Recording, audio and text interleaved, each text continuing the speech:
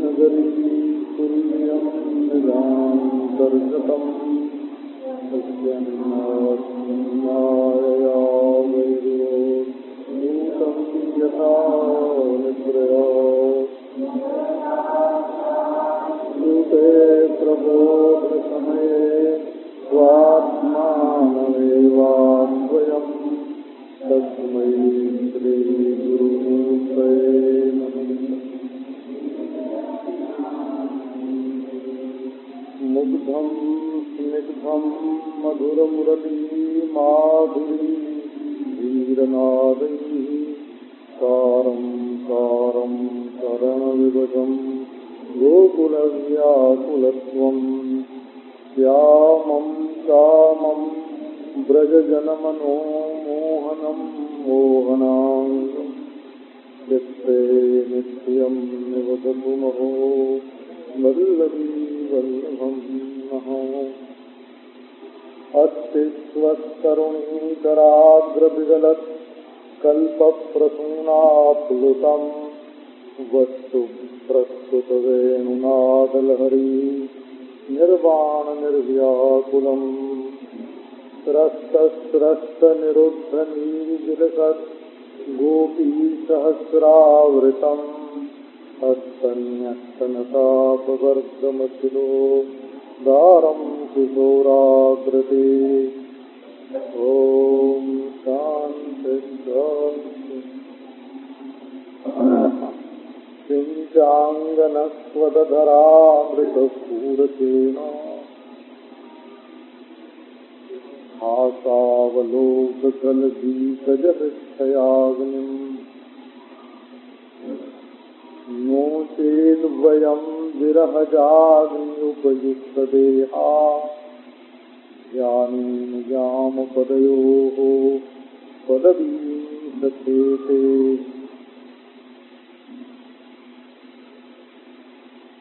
यर्हि अम्बुजाक्ष तव पादतलं रमाया तत्तत्क्षणं क्वचिदरण्यजनप्रियस्य अस्प्राक्ष्म तत्प्रभृति नान्यतमक्षमङ्ग स्थातुं त्वयाभिरमिता बत पारयामः।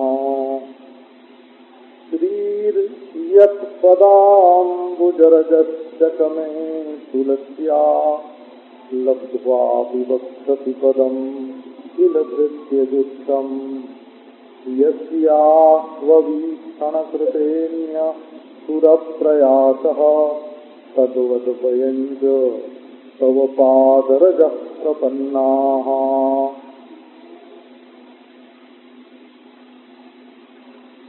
कृष्ण ने कहा कि लौट जा, सीधी सीधी बात की।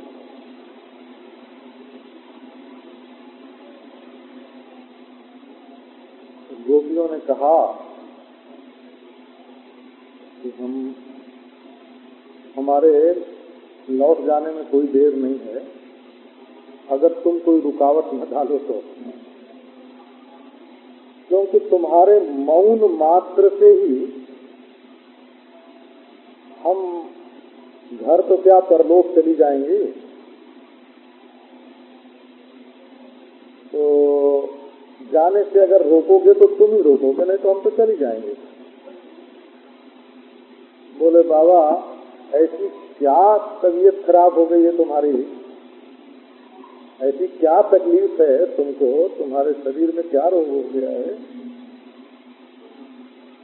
जिसके कारण तुम मरने पर उतारू हो। कोई दवा हो तो बताओ, हम दवा दारू करें, तुमको जिंदा रखें।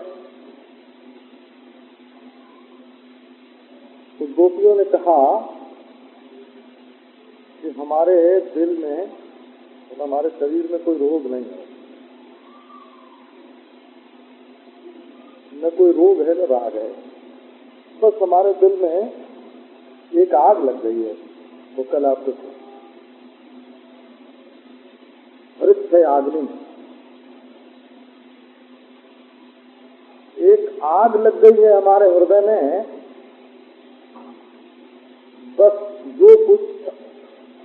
सुख है, आराम है, उसी का है।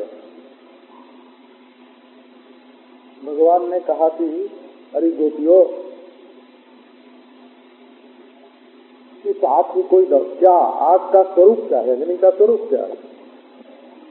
रिक्त है आग्नि। ये आग शरीर में नहीं लगी है, ये दिल में लगी है। हृदय सेते इति हृच्छया, जो दिल में रहे उसका नाम हृच्छय। हृच्छय माने कामाग्नि। तुमसे मिलने के लिए जो हमारे हृदय में तीव्र ताप है,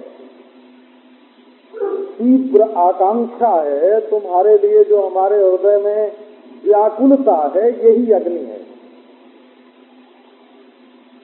अब ये जो हृच्छय अग्नि है ना, इसके बारे में दो बात। दुनिया में ऐसा कोई प्राणी नहीं होता, न देवता, न मनुष्य, न दैत्य, न पशु, न पक्षी, जिसके हृदय में ये रोग, हृदरोग, इसको श्रीमद् भागवत में हृदरोग बताते हैं। ये दिल की बीमारी जिसके जीवन में न हो, जिसके दिल में ये बीमारी न हो, ऐसा कोई प्राणी नहीं होता। तो ये अग्नि तो आध्यात्मिक है, काम आध्यात्मिक है। आध्यात्मिक का मतलब आप ये नहीं समझना कि श्रवण मनन निधि ध्यान करेंगे तो अध्यात्म हो गया, या प्रेम कुटीर में व्याख्यान सुन ले आएंगे तो है ना अध्यात्म हो गया। अध्यात्म माने होता है शरीर के भीतर रहने वाली चीज। जो मन में होवे तो अध्यात्म है, जो इंद्रियों में होवे तो अध्यात्म है, जो शरीर में होवे तो अध्यात्म है। आत्मनि इति अध्यात्म, अपने अंदर जो चीज होवे, आराम की होवे तो और तकलीफ की होवे तो। दुख भी आध्यात्मिक होता है ना, आप जानते हैं 3 तरह के ताप होते हैं, आध्यात्मिक, आधिदैविक, आधिभौतिक, और सुख भी आध्यात्मिक होते हैं। तो आध्यात्मिक माने केवल आराम देने वाली चीजें ही नहीं होती है, आध्यात्मिक माने तकलीफ देने वाली चीज भी होती है। तो ये जो हृच्छय अग्नि है, कामाग्नि है, ये अध्यात्म है, माने मन के भीतर ये रहती है। तो ये 2 तरह के होते हैं, एक लौकिक वस्तु विषयक होती है और एक अलौकिक वस्तु विषयक होती है। कई लोग हैं, महाराज उनका खाने का मन हुआ, मोटी रोटी खा ली, भूख मिट गई, आग पूरी हो गई, है ना, वो भूख की जो ज्वाला थी वो शांत हो गई। किसी को पैसे के लिए थी, आग जल रही थी दिल में, 4 पैसा मिल गया, शांत हो गई। कोई स्त्री पुरुष चाहते हैं एक दूसरे को, है ना, मिल गए, शांत हो गई आग। तो ये लौकिक वस्तु की प्राप्ति के लिए, या लौकिक व्यक्ति की प्राप्ति के लिए, या लौकिक स्त्री और पुरुष की प्राप्ति के लिए जो आग होती है, वो छोटी छोटी चीज के लिए होती है ना। भस्म से जलती है और बुझ जाती है, फिर जलती है, फिर बुझ जाती है ना। और ये बारूद की आग चिंगारी हो, उठती रहती है और बुझती रहती है। लेकिन अलौकिक वस्तु के लिए जब ये कामाग्नि उदय होती है, अब ये देखो, दिल में काम होना ये तो सहज है, ये तो स्वाभाविक है। ऐसा कोई गला नहीं है जो प्यास से सूखता न हो, ऐसा कोई पेट नहीं है जिसमें भूख न लगती हो। तो ये प्यास का होना, भूख का होना, शरीर की बाहर की वस्तु को चाहना, ये काम की आग तो सबके जलती है, परंतु विषय विषय में भेद होता है। कोई चाहता है कि हम अपनी ये प्यास ईश्वर को प्राप्त करके उससे बुझावेंगे, पिएंगे तो क्षीर सागर का दूध पिएंगे, भेड़ बकरी का दूध नहीं पिएंगे। कोई तो ऐसा है। कोई सोचता है कि अरे बाबा चाहे गड्ढे का पानी मिले, हमको प्यास बुझाने से मतलब है। तो नारायण, तो कोई ऐसे होते हैं। लेकिन जिसके चित्त में अलौकिक वृक्ष आदमी का उदय हो जाए, अलौकिक काम का उदय हो जाए, क्या का हम अपनी वासना पूरी तो करेंगे, पर श्री कृष्ण से करेंगे, भगवान से करेंगे। अब ये काम जो है ना, कामना तो वही है हो, धन के लिए होवे तो लोभ, कुटुंब के लिए होवे तो मोह, दुश्मन के लिए होवे तो क्रोध, और स्त्री पुरुष के लिए होवे तो काम। चीज तो एक ही का नाम भक्ति है। ईश्वर के लिए होवे तो इसका नाम प्रेम, इसका नाम भक्ति। बिल्कुल वही चीज ईश्वर के साथ जुड़ जाए। भक्ति माने कोई अलौकिक वृत्ति का नाम भक्ति नहीं है, अलौकिक विषयक सामान्य वृत्ति का नाम भक्ति है। लोग ये है कि हम भगवान का कौस्तुभ मणि हाथ में लेके जरा देखना चाहते हैं। ये तुम्हारे कान में और नाक में जो हीरा है ना, जो हाथ में हीरा है, वो नहीं देखना चाहते। हम तो जब भगवान मिलेंगे तो वो उनके कंठ का कौस्तुभ, उनके कंठ का पद्मराग हाथ में लेके देखेंगे कैसा है।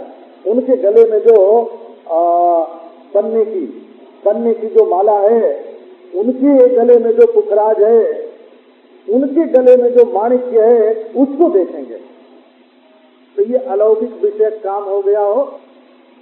तो ये जो अलौकिक विषय काम होता है, वो अलौकिक विषय की प्राप्ति से दूर होता है, वो लौकिक विषय की प्राप्ति से नहीं मिटता। इसका देखो फल क्या निकला।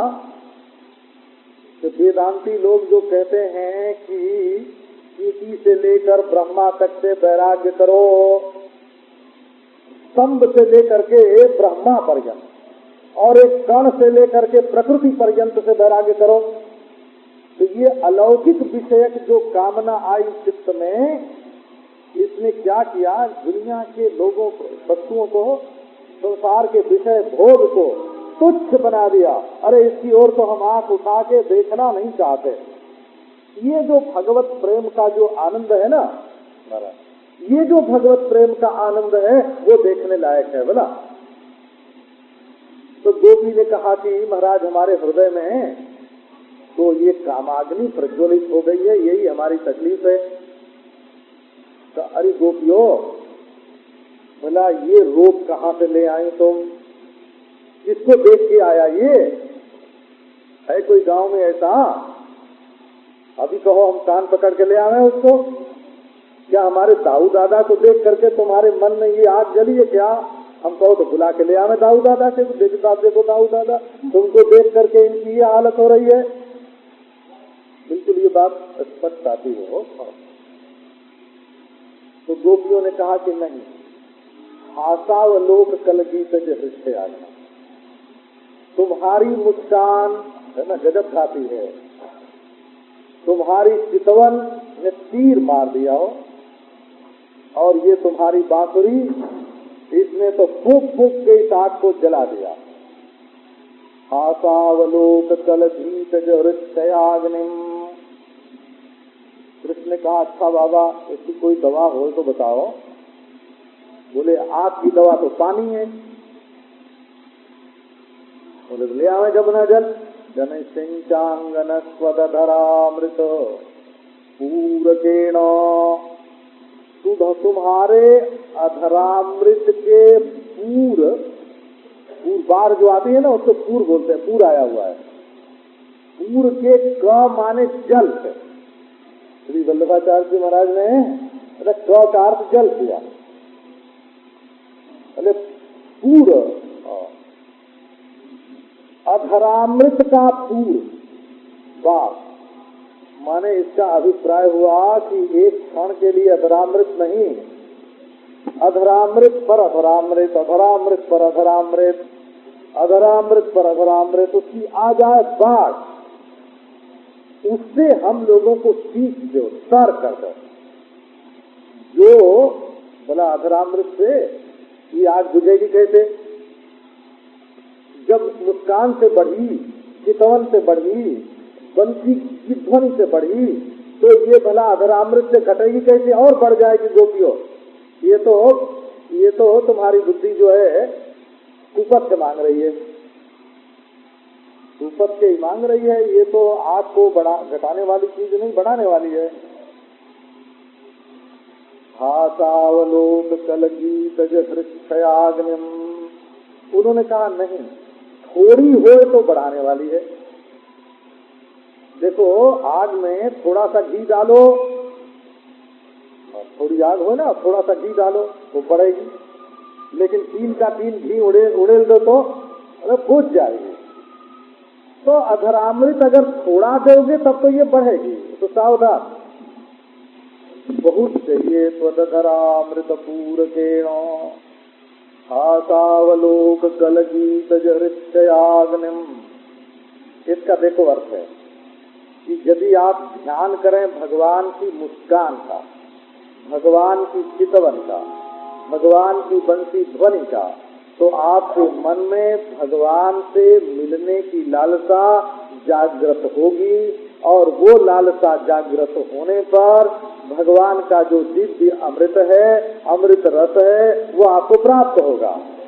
और नो चेद वयम विरह जाग्नुपयुक्त देख देहा, बोले कि देखो कृष्णा, यदि ऐसा नहीं करोगे तो कामाग्नि तो हृदय में पहले से है, एक विरहाग्नि हम और जलावेंगे, आग में आग डाल देंगे बोला, और फिर ध्यान करके हम तुम्हारी पदवी को प्राप्त हो जाएंगे, तुम्हारी पदवी को प्राप्त हो जाएंगी। तो कल सुनाया था कि हम कृष्ण हो जाएंगे। तुम्हारी पदवी को प्राप्त हो जाएंगी, इसका ये अर्थ हुआ कि जिस रास्ते से तुम चलते हो ना, उसमें हम खाक होके मिल जाएंगे, लेकिन तुम्हारे चरणों की धूल बने तो बने। जहाँ तुम रहते हो, जिस नित्य धाम में, गोलोक में, वृंदावन में, वहाँ हम उस नित्य वृंदावन धाम की वासिनी हो जाएंगी, ध्यान के द्वारा अपने शरीर को तुम्हारे अंदर मिला के, मन को तुम्हारे अंदर मिला के। अब देखो एक संस्कृत भाषा की विशेषता आपको सुनाते हैं। ये तो तब की बात है ना जब श्री कृष्ण ने मना कर दिया था कि लौट जाओ। इसके बाद तो प्रसन्न हुए, रासलीला हुई, और फिर एक एक गोपी के साथ बैठ के गप करने लगे। ऐसा भी तो हुआ ना। तो कृष्ण गोपी जरा मान अपना बताने लगी हो कि हमारे बराबर हम बहुत बड़े हैं, कोई मामूली थोड़े हैं। तो श्री कृष्ण ने कहा कि अभी तो गोपी थोड़ी देर पहले जब मैंने मना कर दिया था, तब तुमने कहा कि हम तो विरहाग्नि से जल के मर जाएंगी, कामाग्नि से व्याकुल हो रही हैं, और ध्यान करके मर के तुम्हारी पदवी को प्राप्त होंगी, ऐसे तुमने कहा था कि नहीं? उस समय यह अभिमान तुम्हारा कहाँ चला गया था, आप मान करते हो। गोपी ने कहा अच्छा, तुमने हमारी बात का मतलब ये समझा। अरे हमने तो बात दूसरी कही थी। तो क्या कही थी गोपी तुमने? अब वो मुस्कुरा गई। अब तुम पंडित बनते हो और हमारी बात तुमने समझी नहीं, क्या बात है? तो बोले नहा हासावलोक कल गीत हृक्षयाग्नि, हमारी मुस्कान देख के, हम देख के तुमको खुशी से मुस्कुराने लगती हैं कि हमारा नंद नंदन देखो कितना बढ़िया है, रोज गाय चराने जाता है और कैसा मुकुट बांधता है, फिर बांसुरी बजाता है, गाता है, अरे कितना सुंदर है, कितने बहादुरी के काम करता है। तो हम तुमको देख के कभी कभी मुस्कुरा पड़ती हैं, और कभी कभी तुम्हारी आंख से आंख भी मिला देती हैं, तुम्हारी ओर देखने लगती हैं, और कभी कभी हम गा बजा के भी तुमको सुना देती हैं।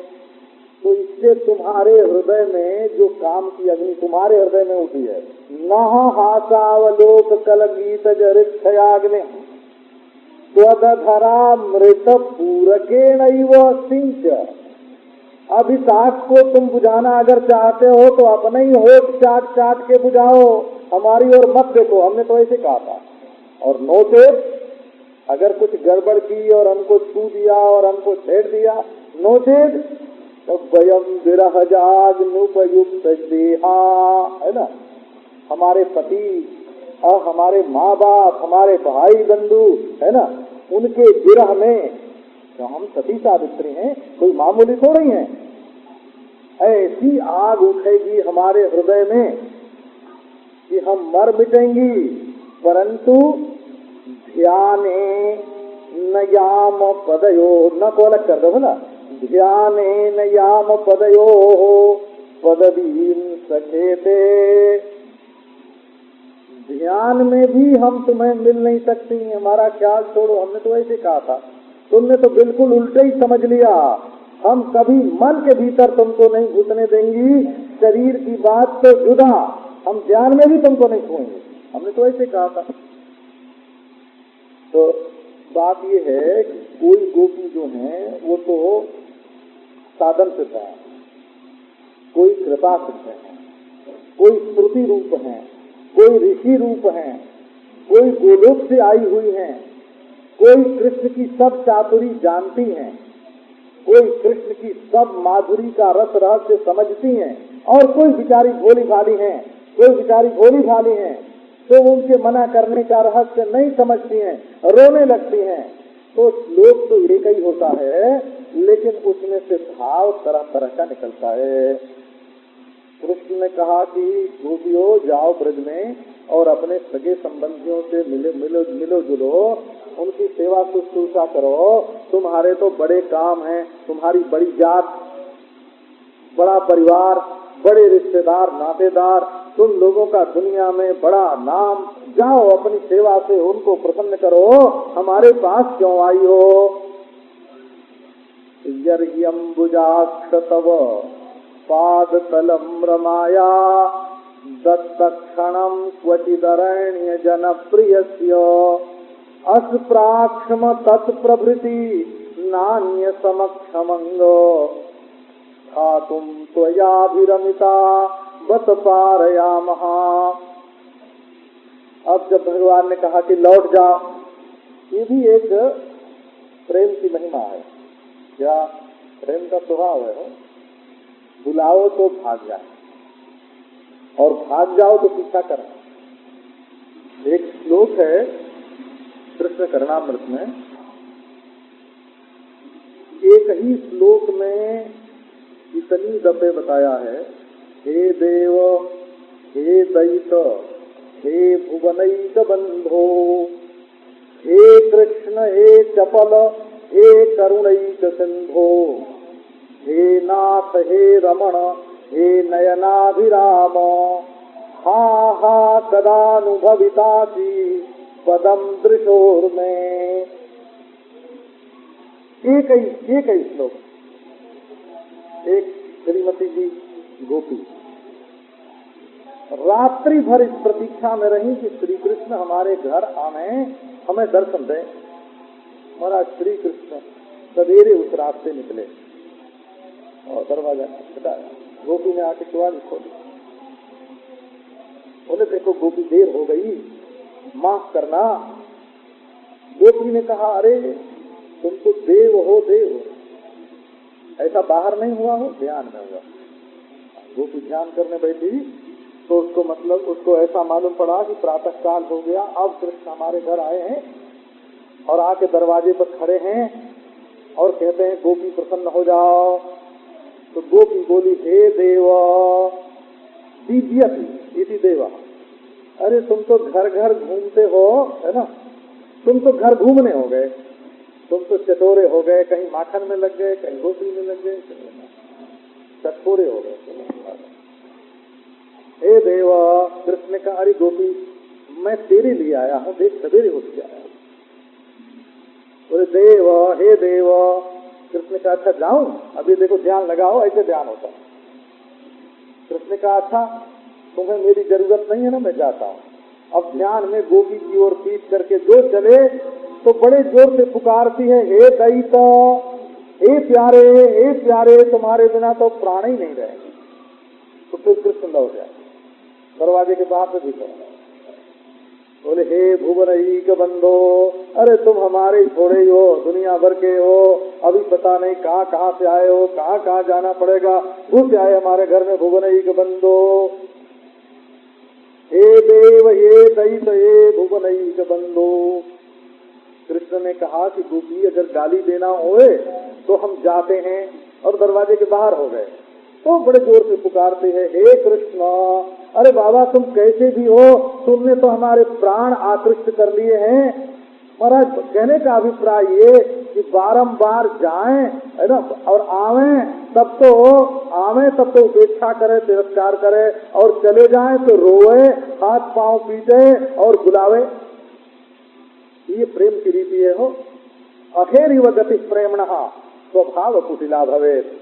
जैसे सांप सीधे नहीं चलता है, कभी दाहिने कभी बाएं टेढ़े मेढ़े चलता है, ऐसे ये प्रेम जो है ना शक्ति है, ज्ञान शक्ति नहीं है, ज्ञान शक्ति का प्रकाशक है। जैसी भी शक्ति हो ज्ञान उसको जाहिर कर देता है, ऐसा है। और प्रेम तो स्वयं शक्ति रूप है। प्रेम जो है वो पंगु को पांव वाला बना देता है, वो अंधे को आंख वाला बना देता है, वो निर्बुद्धि को सुबुद्धि चतुर बना देता है। तो प्रेम में तो बड़ी भारी शक्ति है। तो जब श्री कृष्ण ने कहा यदि गोपियों जाओ तुम अपने घर वालों के साथ मिलो जुलो हंसो खेलो, हमारे पास क्यों आई हो, आज तो विपरीत हो गया ना। रोज गोपियां ऐसा करती थी, आज कृष्ण ही ने ऐसा कर दिया, जाओ अपने घर। यर्यम्बुजाक्ष तव पादतलम रमायाः दत्तक्षणम क्वचिदरण्य जनप्रियस्य। दैन्य का उदय हुआ। हे कृष्ण, हे देव हे दैत हे भुवनैक बंधो, हे कृष्ण। अब कृष्ण कहने से श्री कृष्ण ने कहा, अच्छा गोपी मैं चुंबक हूँ और तुम लोहा हो, अगर हमारी ओर खींच आई हो, हमने खींच लिया तुमको, तो लो हम तुम्हारे पास आते हैं। तो बोले हे चपलो, बड़े चंचल हो, दूर रहो। और जब भागे बोले अच्छा मैं चंचल हूँ तो जाता हूँ, तो बोले हे करुणैक सिंधो, है ना, दया करो। दैन्य संचारी भाव का उदय हो। ये जो है ना, ये प्रीति की रीति यही है, करुणैक सिंधो। हे नाथ हे रमण, अरे बाबा लौट के आए। तो बोले ओ हो तुम मालिक हो बाबा, तुम्हारा शरीर है, तुम मारो पीटो चाहे जो करो, है ना। अब हमारा तो कोई हक नहीं, हमारा तो कोई हाथ नहीं, है ना, हमारा तो कोई बस नहीं, हम तो कुछ ही नहीं है ना, हम कुछ नहीं। तो कृष्ण ने कहा अच्छा बाबा ऐसे ही तुम्हारा ख्याल है तो हमने छूटे नहीं, शेर से नहीं जाते हैं। तो बोले हे रमण, आप पुकार। लौट के आए तो बोली नयना विराम, देखने में बड़े अच्छे हो, दिल अच्छा नहीं है, सताते हो। नयना विराम, हाँ हाँ। फिर चले तो बोले हाँ हाँ हाँ हाँ, जाना नहीं बाबा। गदानुभविता पदम दृशोर, छिप गए। तो बोले हमारी आंखें तरस रही हैं, तुम्हारे बिना ये कुछ देख नहीं सकती, अंधी हो रही हैं, व्याकुल हो रहा है दिल, लौट जाओ लौट जाओ। तो प्रीति की ये रीति है। ये जैसे सांप की गति टेढ़ी होती है, ऐसे प्रेम की गति भी टेढ़ी होती है। और इसमें जब गोपियों ने वामता छोड़ दी, टेढ़ापन छोड़ दिया और सीधे सीधे कृष्ण के पास आई, तब कृष्ण ने वामता दिखाई। जब गोपियों ने पुरुष धर्म को स्वीकार कर लिया, तब श्री कृष्ण ने अपने में स्त्री धर्म प्रकट कर दिया। लौट जाओ। बोले यार अम्बुजाक्ष, ऐसे कैसे बोलते हो? हे अम्बुजाक्ष, अम्बुजाक्ष माने कमल नयन, बड़ी रसीली है तुम्हारी आंख। अब तुम कहते हो कि जाओ अपने परिवार और संबंधियों से मिलो। जब से हमने तुम्हारे चरण कमल का स्पर्श किया है, तब तक धोखे से भी हमने दूसरे का कभी स्पर्श नहीं किया, उसके सामने हमने आंख खोल के देखा नहीं, दूसरे के प्रति हमारे हृदय में प्रीति का उदय हुआ नहीं। हम क्षण भर के लिए भी किसी के सामने खड़ी नहीं हो सकी जब से तुम्हारे चरण कमल का हमने स्पर्श किया है। कैसे हैं चरण कमल? तो रमाया क्वचित दत्त क्षण, लक्ष्मी को कभी कभी मिलते हैं। इन चरणों के स्पर्श का सुख लक्ष्मी को कभी दत्त क्षण, क्षण माने उत्सव सुख, और क्षण माने अवसर, अवकाश। ये सौभाग्य लक्ष्मी को कभी कभी मिलता है कि तुम्हारे पाद तल को अपने जांघ पर रख करके और उसको सहलावें। क्यों? बोले बात है कि अरण्य जनप्रिय से, तुमको तो जंगली लोग प्यारे हैं, ये लक्ष्मी अरण्य जनप्रिय से। अरण्य जन माने ऋषि, महर्षि, महात्मा, तपस्वी जो वन में रहते हैं, उनके बीच में तो तुम नंगे पांव दौड़ते हो, है ना, नंगे पांव नंगे बदन महात्माओं के बीच में चलते हो, अरण्य जनप्रिय से। लक्ष्मी तो नागरी है ना, तुम्हें नागरी प्रिय नहीं है, तुम्हें तो वन में रहने वाले जो ऋषि, महर्षि, महात्मा, तपस्वी इत्यादि बैरागी हैं, भी प्यारे हैं।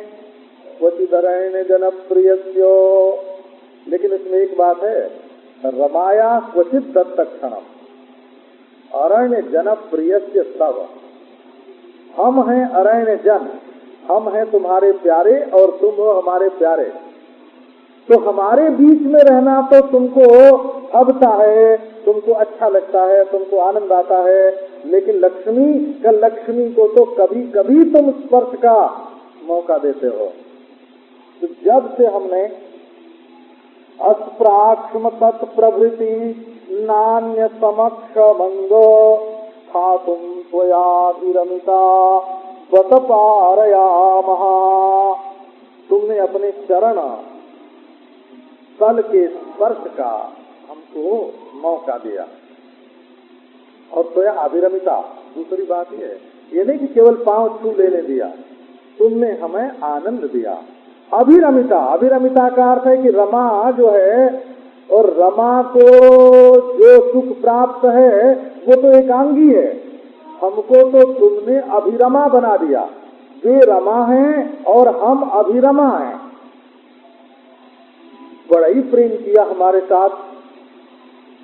तो अब तो हम किसी दूसरे की ओर देख नहीं सकती, दूसरे के सामने खड़ी नहीं हो सकती।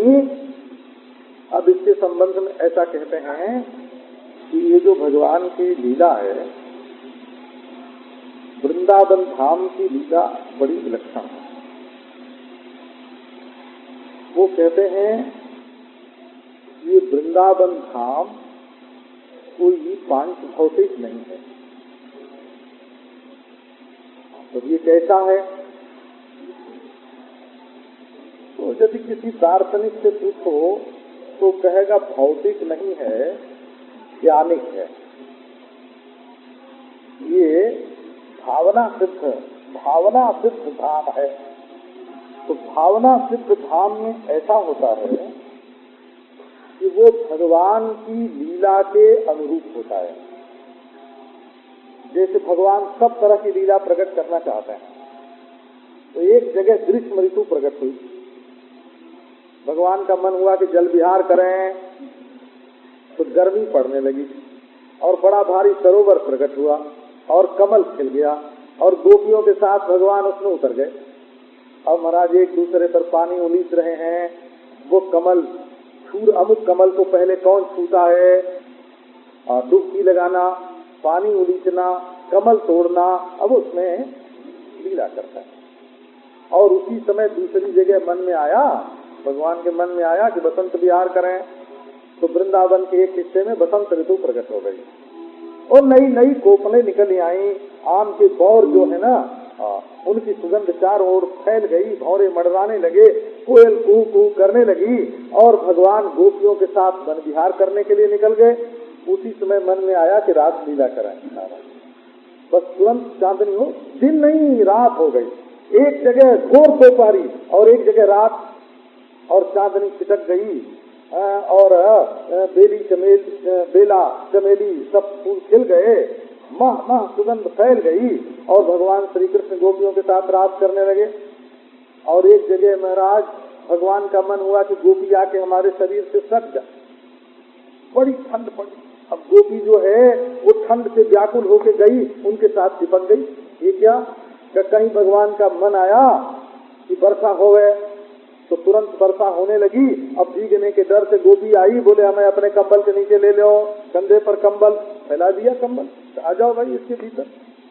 तो जैसी जैसी रुचि होती है भगवान की, वैसे ही समय वृंदावन धाम में प्रकट होता है, वैसा ही स्थान प्रकट होता है, वैसी लीला प्रकट होती है।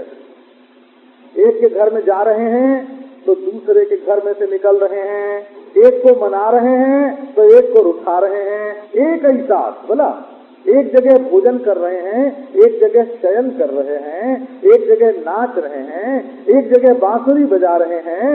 ये कुंज कुंज में, वृंदावन के कुंज कुंज में नवीन नवीन लीला नित्य होती रहती है। ये वृंदावन धाम का स्वभाव है। तो द्वापरांत में तो प्रकट लीला होती है और बाकी और समय पर अप्रगट लीला, गुप्त लीला होती रहती है। तो ये जो वृंदावन धाम है, इसी को प्रबोधानंद सरस्वती ने, इसी को श्री हित हरिवंश जी महाराज ने, श्री हरिदास जी महाराज ने, हरिव्यास देव जी महाराज ने, इन लोगों ने, इसी श्री भट्ट जी ने इसी लीला का गान ब्रज में किया है। वो बोलते हैं कि कोटि कल्प बीत जाता है और गोपी और कृष्ण का विहार जारी रहता है, कभी बंद, कभी नहीं बंद होता हो, कभी नहीं बंद होता। न आदि न अंत विलास करें तो लाल प्रिया में भई न चिन्हारी। नित्य नूतन हो करके दोनों मिलते रहते हैं और नित्य नूतन लीला दोनों की होती रहती है। तो ये जो त्वयाभिरमिता बत पारयामा, या वेणु गीत में आपने सुना होगा, पूर्णा पुलिंद्य उरुगाय पदाब्ज राग श्री कुमकुमेन दयितास्तन मंडितेन।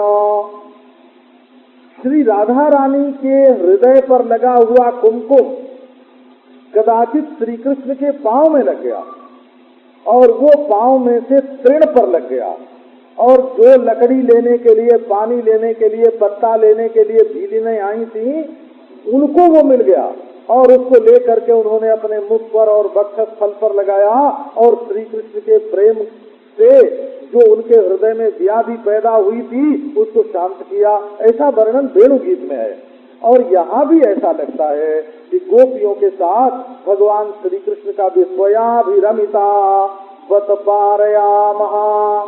श्री वृंदावन धाम के नित्य निकुंज में, कुंज में प्रतिक्षण नया नया समय, नया नया स्थान है ना, नई नई ऋतु, नया नया विलास, नई नई गोपी, नए नए कृष्ण, कृष्ण के भी नए नए रूप, उनका नया नया वेश, नया नया श्रृंगार, इस प्रकार वृंदावन धाम में लीला होती है। तो रसिक लोग जो होते हैं वे इस प्रकार से उस लीला का ध्यान करते हैं। ये आपके ध्यान में ये बात होनी चाहिए कि ये जो श्रीमद् भागवत की लीला का वर्णन है, ये कृष्ण लीला का वर्णन है, वो इसके लिए नहीं है कि इसको सुन के कोई करे, इसके लिए तो नहीं है ना। 5000 वर्ष पहले हो गई तो हम लोगों का उससे क्या संबंध, वो इतिहास का वर्णन थोड़ी हो रहा है। न तो कोई ये इतिहास का वर्णन है और न तो आगे के लिए कर्तव्य का निर्देश है।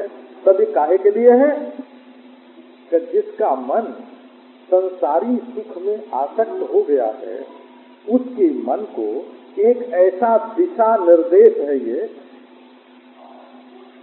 ये ऐसा दिशा निर्देश है कि तुम अपने मन में देखो वृंदावन, मन में देखो नित्य निकुंज, मन में देखो गोपी कृष्ण, नवीन नीरदश्यामम नीलेंदी वरलोचनम वल्लभी नंदनम वंदे कृष्णम गोपाल रूपिणम। इस प्रकार श्री कृष्ण का ध्यान करो। तो ये जो लीला का वर्णन है, ये जो लोग अनजान लोग पढ़ते हैं ना, अनजान लोग पढ़ते हैं तो वो सोचते हैं कि हमको भी ऐसा करना चाहिए। अच्छा, अनजान लोग पढ़ते हैं तो बोले हम एक ऐतिहासिक सांस्कृतिक अध्ययन कर रहे हैं कि प्राचीन काल में ऐसी संस्कृति थी। ये सांस्कृतिक अध्ययन नहीं है हो, ये कोई इतिहास का वर्णन नहीं है। ये वर्णन है जो रसिक जन हैं, जो भावुक जन हैं, जो श्रद्धालु और विश्वासी जन हैं, वे अपनी चित्तवृत्ति को बाह्य विषय भोगों से हटा करके अंतरंग में विराजमान जो भगवान की लीला है उसका ध्यान करें और अपने हृदय में अनंत सुख का अनुभव करें। क्योंकि आपको ये तो मालूम है ये सुख और दुख जो हैं ये बाहर नहीं होते कहीं। न सुख दुख लाल काले पीले नीले होते हैं, न इनकी लंबाई चौड़ाई होती है, न इनकी उम्र होती है, न इनके माँ बाप होते हैं। ये तो बिल्कुल मन में बनते हैं। तो अगर आप अपने मन को अपने हृदय को इस लीला में उलझा दें तो दुनिया की जो आपत्ति विपत्ति है, दुनिया का जो दुख सुख है, दुनिया की जो चिंता है उससे आप मुक्ति प्राप्त करेंगे और आपके हृदय में ही परमानंद रस का आस्वादन होगा। इसके लिए ये लीला है। अब श्री रजत पदाम्बुज रजत में ये जो है ये कल सुनाएंगे।